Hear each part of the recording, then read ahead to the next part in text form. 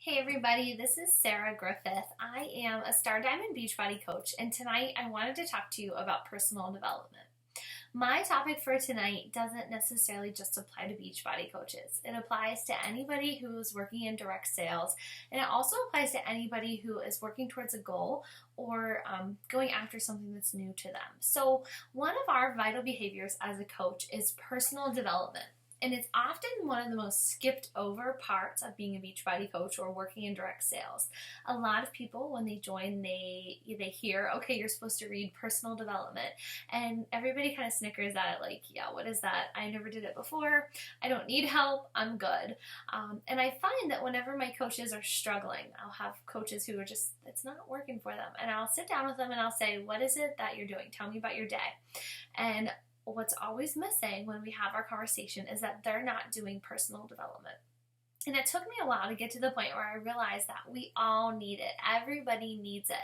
This world is really hard. It's really negative at times. And if you don't fill your brain with positivity and knowledge and just growth, it's going to stay in a negative mindset.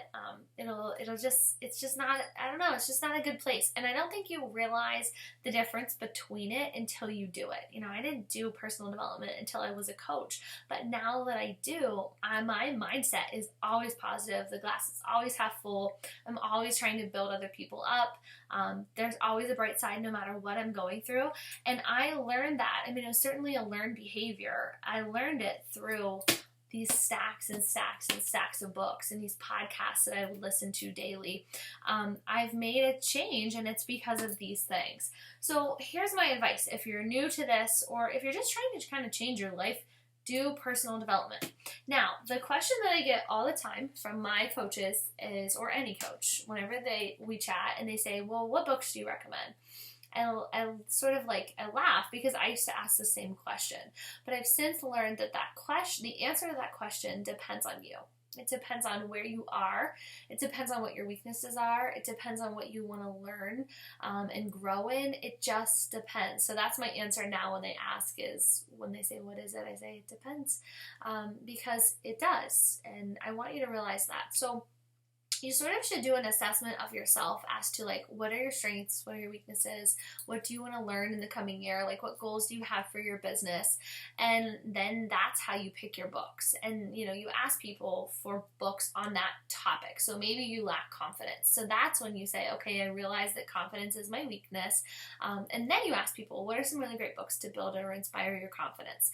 One thing that I would tell you to do, if that were your question or your area of weakness, I would say start your day every day with the Chalene Show. Chalene Johnson she actually used to be, she still is a celebrity trainer for Beachbody, but she is famous, really famous for her business building tips and her motivation and her confidence that she instills in people. So she has podcasts, and I actually listen to them almost every morning. As long as she has a new one, I listen to it while I'm getting a shower or working out. But she's really helped me build confidence in myself. So if that's your weakness, I'd say definitely start listening to her. The collection of books that you see here, and you can't even see them all, but the collection is 2.5 years of me growing as a leader. It's me growing in my confidence. It's me growing my health and fitness knowledge. It's me growing my social media knowledge, everything. This is a collection of where was I, what did I need. So I can give you a couple of suggestions. I won't go through every single one of these books. You'll be so bored. But I'll give you a few suggestions, and we'll go from there. So I will first tell you that of all the books that I've read as a Beachbody coach, my top favorites were, I don't even have it in here. Okay, so anyways, my top favorites were The Slight Edge. That was the first book that I ever read. I learned that that's the difference. The slight edge is the difference between the people in this world who get it and those who don't. There's a very small percentage of people in the world who are willing to do crazy things, and one of those crazy things is read personal development every day. But I learned that those people who can gain the slight edge are the ones who can get ahead in life, and they can be very successful. So that book was one of my favorites. It's one of my go-tos. I still pull up quotes from that book. I just love that book.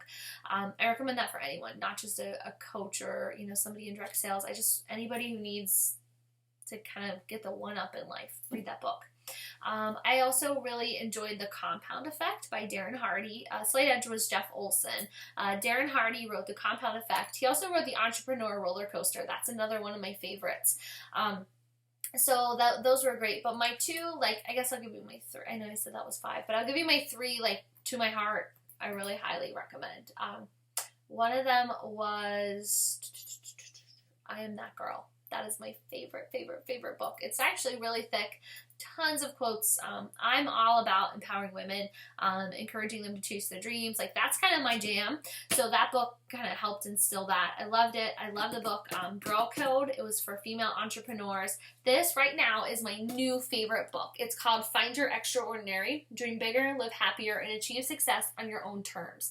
This book was written by the CEO and founder of Stella and Dot. I was leery about buying this book because I was worried it was just going to be a book about Stella and Dot, and I don't do Stella and Dot. I'm not I think they call them what do they call them? A stylist, I think. So I'm not a stylist for Stella and Dot, but I loved her book. So if you are in direct sales, this is definitely a good book for you. So I love that one. What else did I love? So let me kind of get to this. So what I did is I did a series of just what were my weaknesses. So when I was first getting started, I just needed to learn more about network marketing because I didn't understand the business structure. I knew what it was because I taught business, but I never had tried to do it. So I read books like How to Rock Your Network Marketing Business with Sarah Robbins. That was an easy read, very skinny book. I read books like Go Pro, 7 Steps to Becoming a Network Marketing Professional. I read those kind of books. So a lot of times when people join a network marketing company, they say, I'm just not any good at it. I'm not doing well. This isn't for me. I quit. But here's the thing. If you aren't any good at it, you need to study it more. It's just like school. We go to these classes to get a degree. We study for 4 years, 6 years, 8 years, depending on what your degree's in. We study, we learn, and that's how we get good at our craft. So if you're going to waltz into being a Beachbody coach and think that, just because you've had a weight loss transformation means you're going to be good at the business, you're wrong, because you have a lot to learn. So after I learned about network marketing, I realized, okay, now you need to learn more about social media. I had been teaching social media, but I didn't have my own website. I didn't have my own blog. I wasn't running Instagram accounts with, lots of followers. That wasn't something I was doing. So I had to study. I had to, listen to trainings online. I paid for the Chalene Johnson Instagram Impact Academy. I did things so I could learn. As far as social media people go, I love, this one was kind of just silly, but it's like 500 social media marketing tips. I loved this one. This is Gary Vaynerchuk, and he is awesome. He totally tells it like it is, but he teaches you how to jab and right hook on social media. He teaches you how to create good content. So I studied him. I studied, what else? What do I have here? So that was, one piece was the social media piece. And then get down. Sorry, my cat's climbing up here. I studied, this was about how to create good content. This one was about why women buy. This one's called Why She Buys. It's the science of why women purchase things. I am working with women. They're my target market. So of course I want to read this. I want to get behind that. I read books about blogging. What else? So then after I got that down, I understood network marketing, I understood a little bit more about social media, that's whenever I decided, okay, now it's time to figure out, how am I going to grow as a leader? How am I going to grow my confidence? And how am I going to grow so I can help my clients? I told you I was a business teacher with, I'm finishing my master's degree in leadership. So 2 really good things to make me a great Beachbody coach, but I'm not a nutritionist. I'm not a health and fitness per se expert. I've learned along the way. So this stack right here, this is a pretty big stack. These were books that I read so that I could become better at helping my challengers and helping myself, because I was on my own journey. So I read books like Longevity with Cameron Diaz. This one was about, if you're interested in Shakeology, this book was written by the founder of Shakeology, Darren O'Lean, and it talks about why Shakeology is, the cream of the crop, where the ingredients come from, why we have them in there, just like really informational. I love this book. I had to go gluten-free because I have Hashimoto's disease, and I did a lot of reading about my thyroid, and I learned that going gluten-free could help. I also have infertility issues, and I saw a strong connection between gluten. So I learned about gluten. I learned about going gluten-free. I taught myself how to do it and why I wanted to do it, so that I instilled in myself a belief of, here's why I'm doing it. It's not just a fad. It's because it's going to help my body. I learned, nutrition stuff. I read the Whole30 book. It starts with food. This is one of my favorite books. I use it with my challengers a lot. It's the Eat Clean Strip Diet. Anything with Toscarina is great, but I didn't know who she was until I started to do this. I loved the Body book. Again, lots of great stuff from my challengers. I am all about removing chemicals from my home and my family's life. I also learned that helps with your thyroid conditions, so I did it, and so I needed to read up on it. So I bought books like this one that taught me why I don't want certain products in my home. So I had to be hungry to learn. This one was just about mindfulness and being happy. So that's sort of where I took it from there. But then I had to put all the pieces together, and I had to learn. I told you my master's degree is, it's in leadership to be a principal, actually, a high school principal. But I decided that for me, the route I wanted to go was to go into business and to do network marketing. So I had to learn not just how to make this business work for myself, but how to become a leader so that I could lead my own team of coaches. So learning to be a leader is part of it you learn on the job, but a lot of it you learn from reading, and you learn from figuring out what makes somebody a good leader versus a mediocre leader. I can spot a bad leader a mile away, and some of the reasons why I can spot that is because I've learned. So I bought books on leadership. This one was cute. It's The Leadership Secrets of Santa Claus. I read it around Christmas time, and it's kind of a Christmassy book, but it's totally spot on about how, you can create a wonderful environment for your team. That's something I was always big on, was team culture. I wanted my coaches to love being on the team. I wanted them to feel like they were a part of the family, and the only way for me to do that was to be a welcoming leader who had a great culture. There are things I don't tolerate in my organization. There are things that I teach in my organization that sets me apart from other coaches. But I learned these things because I learned how to lead. Another one, this was the 21 Irrefutable Laws of Leadership. I went through this workbook. John C. Maxwell is the author, and he's just great. But I went through this with some of my coaches in a training group with them. Leaders Eat Last. Dave Ramsey, Entre Leadership. People Follow You. This is one of the first leadership books that I read, and it was awesome. This was a marketing book, Contagious, Why Things Catch On. This one was about change. I told you I wasn't going to keep going through these, but I think it pays a little bit to show some of them to you. So this is called Girl Boss. This kind of gave me my mentality and my mantra of just being in charge of my own life, and if you can dream it, you can do it. And I got a lot of that confidence from this book.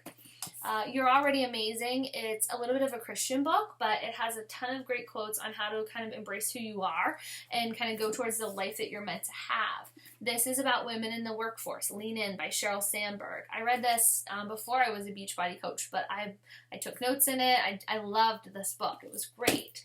I didn't like this book. I thought this book was more for somebody right out of college, but hey, it might be, you might need this. It's talking about how to land your dream job, kill it in your career, and rock social media. So it was okay. To me, it was just an okay read. I have this book right here. I'm almost done, I promise. I have this book. It's called You Are a Badass, and I didn't like it. It was just okay to me because I already had built the confidence in myself. I didn't need this book to tell me how to be confident. So for me, it was just, I read it because everybody else was reading it.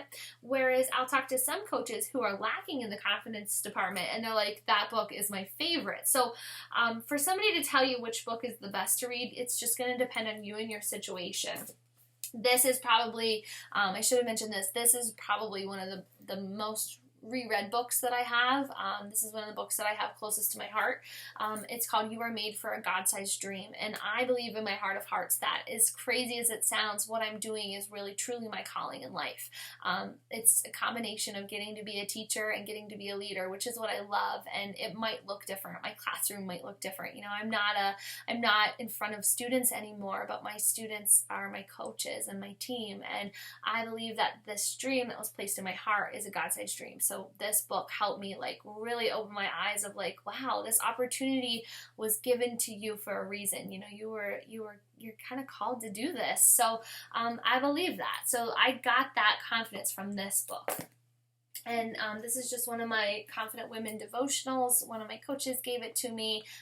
Great scripture for confident women or building confidence.